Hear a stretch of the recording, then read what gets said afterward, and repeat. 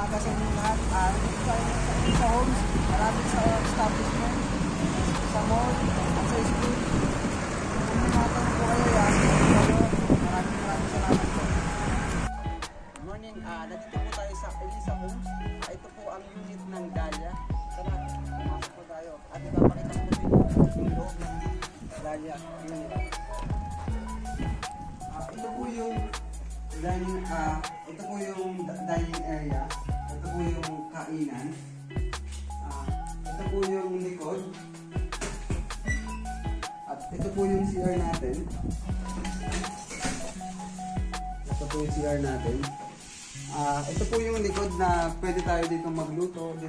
Pwede rin po tayo dito maglaba. At sa taas naman po, tignan natin po yung dalawang kwarto dito. Meron tayong single at meron tayong master po. Ito po yung single. Ito po yung single natin. Ito po. Ito na po yung itsura na ito kapag kami mga gamit na po. At dito naman po sa kabila, yung master bedroom. Ito po yung pwedeng mag-asawa.